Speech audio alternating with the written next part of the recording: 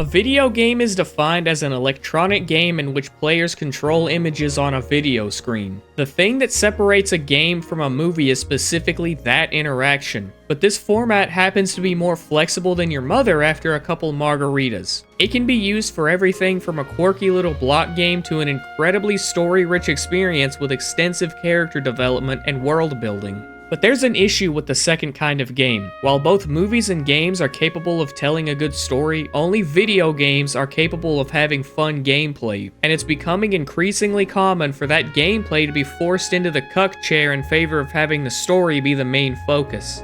This results in gameplay that only exists to further the plot, as anything actually engaging wouldn't make sense for that particular moment in the story. Before I start giving examples, I need to define a couple of things to make sure we're all on the same page. Player engagement. This refers to any kind of interesting gameplay. Obviously, a story can be engaging, but if we were to say that story constitutes player engagement, then Pulp Fiction would be the best game ever made. English, motherfucker! Do you speak it?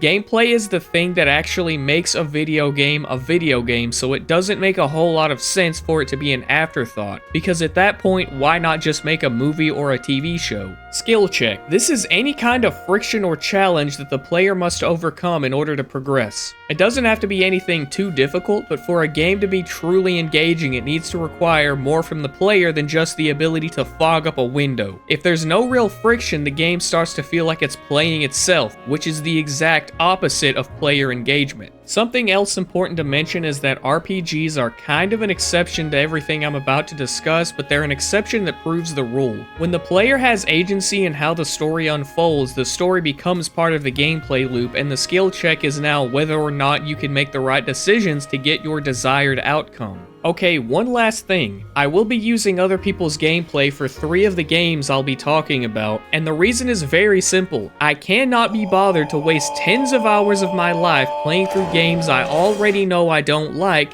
just to make a video that isn't even necessarily about those games.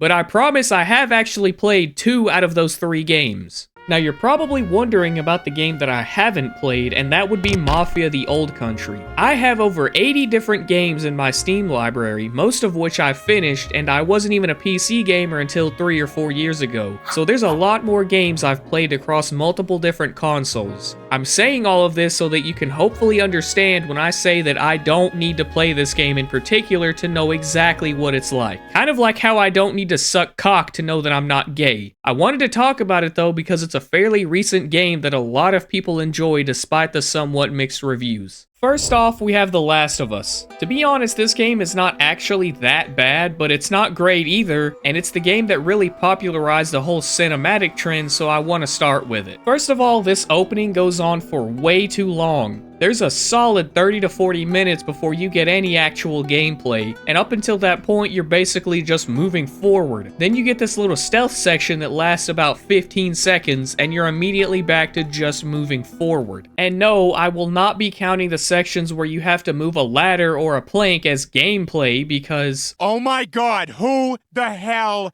cares? But I hear you. That's just the opening segment. The problem is that it's not just the intro. The whole game is kind of like this. The good gameplay does get a little more frequent the further you go along, but the entire runtime of The Last of Us is pretty much just small spurts of action broken up by long sections where you just have to move forward. And again, there are plenty of times where you have to move a ladder or a plank or something to progress, and I guess that technically counts as a skill check because it's something you have to figure out, but it's not super engaging, and if I have to explain why doing mundane tasks like the ones I just mentioned in a video game is boring, this hobby probably isn't for you. It has to be this way though because the story was written and paced as if it were for a movie, so there's a lot of places where the gameplay has to be basically nothing for the plot to work. This will be a reoccurring issue throughout the video. In a movie or a TV show, having scenes where the primary focus is on the dialogue being exchanged by characters on screen is an incredibly engaging way to flesh out those characters and move the plot forward. However, this is a problem in video games because like I just said a second ago, it means that the gameplay has to be basically nothing so that you focus on what the characters are saying. This works in movies and TV shows because they're made to be watched, but it doesn't work in video games because the entire point of the format is the gameplay. Next, I want to talk about Red Dead Redemption 2. This game is full of missions where you basically do nothing. For example, A Fisher of Men is a whole ass mission where literally all you do is go fishing. And we'll just gloss over the fact that Rockstar decided to put a mission like that in a game that's supposed to be about a group of scrappy outlaws during the last days of the Old West, because it's actually worse than it appears on the surface. You see, it doesn't really matter how proficient you are at catching fish. The mission will take the same amount of time to complete regardless of whether you catch 1 fish or 7. This part of the game is functionally just a timer. The gameplay's sole purpose for existing here is to kill enough time so that the dialogue can happen. But I hear you, that mission takes place pretty early in the game and it doesn't last that long. So let's look at a mission that happens much later in the game and lasts much longer. Archaeology for Beginners would have you following an old guy around while he picks flowers. It's even more obvious that this mission is just a timer because you have to match Rainsfall's speed. Again, the gameplay only exists to kill enough time for the dialogue to happen.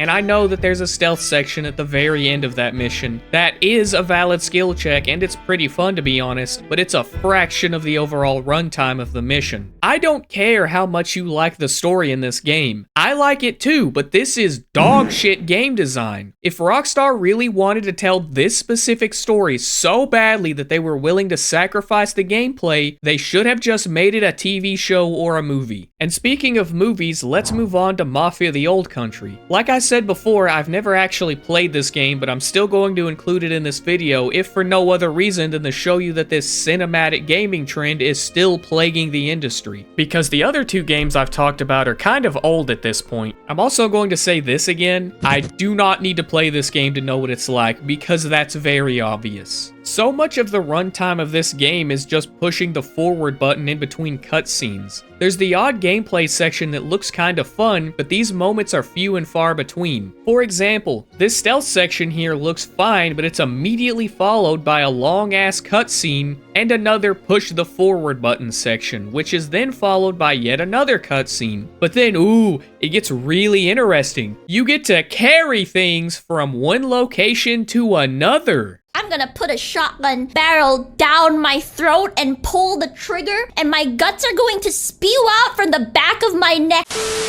Please do not make me explain why this is bad. If you have any kind of brain in that head of yours, you can use the previous examples I've talked about to figure it out. Once again, the issue here is that the story was written in paste as if it were for a movie. Now I want to give some examples of what I would consider to be excellent game design, starting with Metal Gear Solid 5. I've already made a video on this game, so I won't go into too much detail here, but it's a game with a fantastic sandbox that gives its players a set of tools, an objective, and then forces you to figure it out. Your solution to that skill check will probably look different to mine because there's almost never a situation where there's one correct answer. This is excellent player engagement because it forces you to engage with the game's various mechanics to overcome the obstacles it throws at you in an incredibly satisfying way. And it also definitely doesn't hurt that the controls in this game are tighter than the character designer's fist was around his dick when they were designing Quiet. I'm gonna come.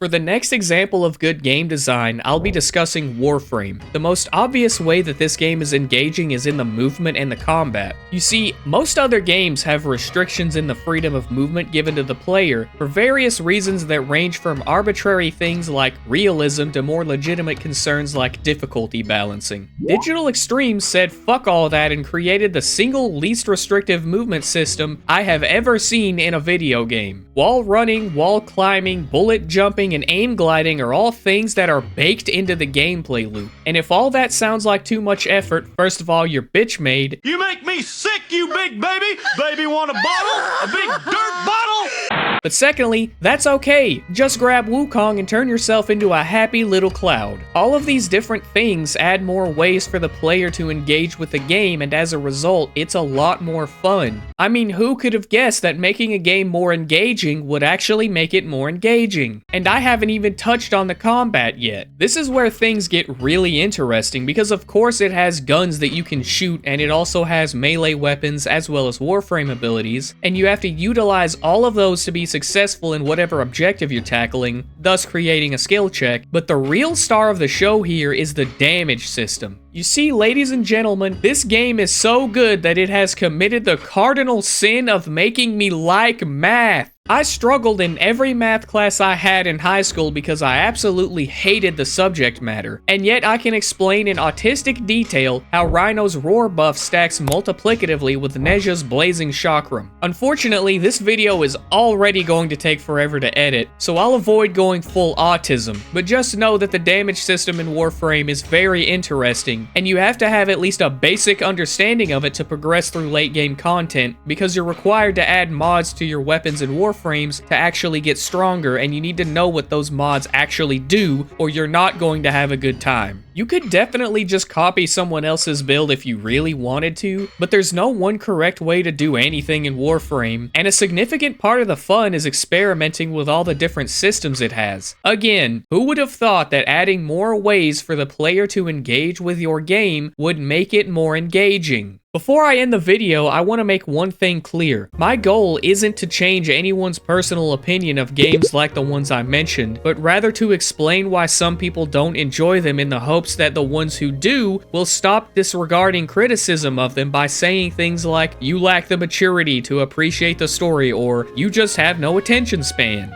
These statements are so annoying because they assume that video games exist to tell a story, and as I said before, the gameplay is the thing that makes the video game format unique and separates it from the likes of a movie or a TV show. So it genuinely makes no sense to have filler gameplay that needs to be the way that it is for the story to make sense, when you could have just told that story in one of the other formats that are much more suited to actually telling a story.